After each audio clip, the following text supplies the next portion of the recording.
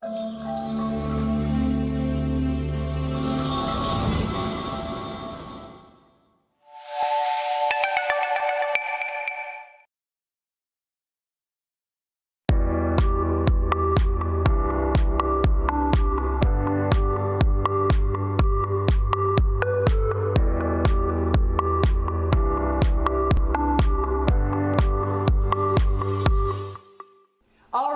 we all know that introducing a new technology to your business or even just to your teams is not always easy. There will be objections, questions, learning curves, and possible resistance.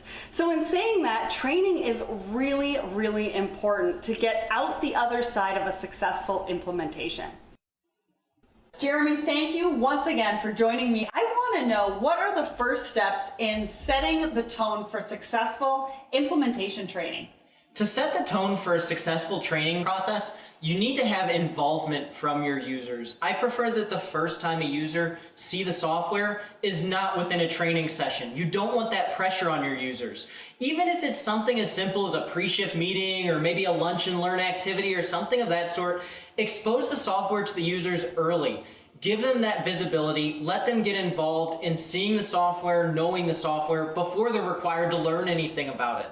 I think understanding that users will see the software before they actually get their hands on it gives them a lot more liberty and kind of, you can sit down at that desk for the first time or that computer for the first time or even the RF device for the first time, not being completely unfamiliar with what you're working with and what's being asked of you. How important is it to have a responsive internal IT department during training? And how do you work with internal IT departments to ensure that they're ready to support the company during this transition? In terms of IT, I think the first day of training for an IT department is the first day of the project.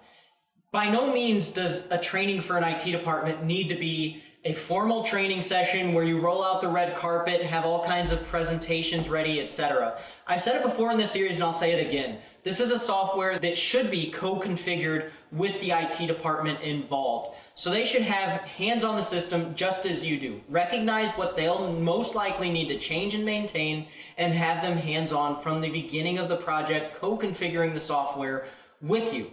In addition to that, put them in their escalation places early. So make sure they know how they're going to support this software long term.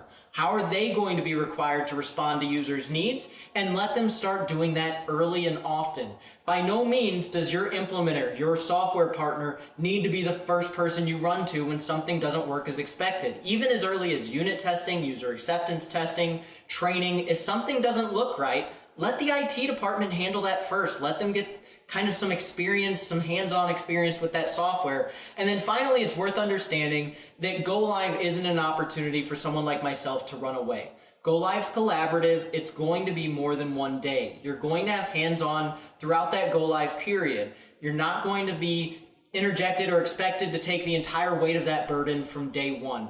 We'll be on site, we'll be there to help you, we'll work with the IT staff as they learn what their roles will be and how to fix ongoing problems, so that way it's not simply a toss it, here's your product, we've done the handoff and now you're on your own. You won't be on your own, you'll be able to learn. Just make sure your IT staff is open-minded, they're aware that they're going to have a change in their jobs and they're able to handle that change.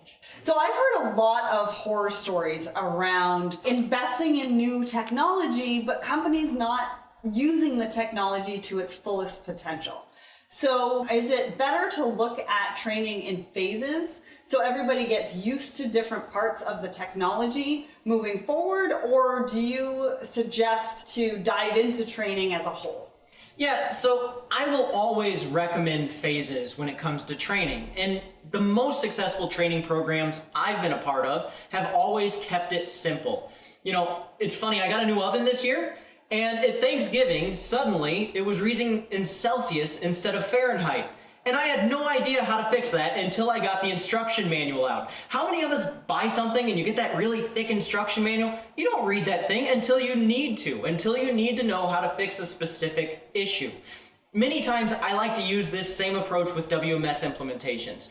Train folks on how it should work. Train them on happy path. Ensure that that's the path that'll be followed most frequently.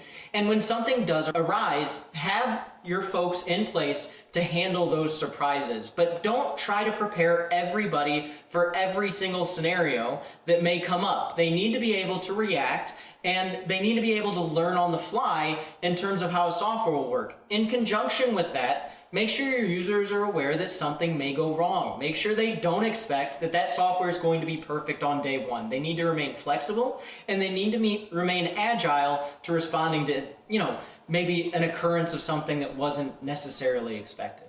So what can organizations really expect from good training? I think they need to expect, number one, that their users will be empowered, that they'll be comfortable with the product that they're going to be using.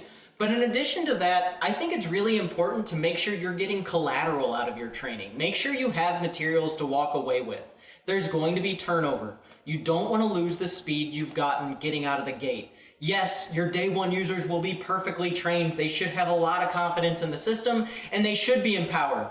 But what about your day two users? What about your month two, year two users? How are you going to go about training them? Make sure you have materials in place. Make sure you're provided materials that are sustainable over time, so you not only have a successful first set of training, but you also have a successful way of onboarding employees in the future, training them on the system, and giving them the same strengths of the users that they may be replacing, or simply the same strengths as the facility you've already implemented. Just having those materials in place, having a good, successful training program that understands how your users learn best, having that walking away from your first training experience is crucial in sustaining your business over time.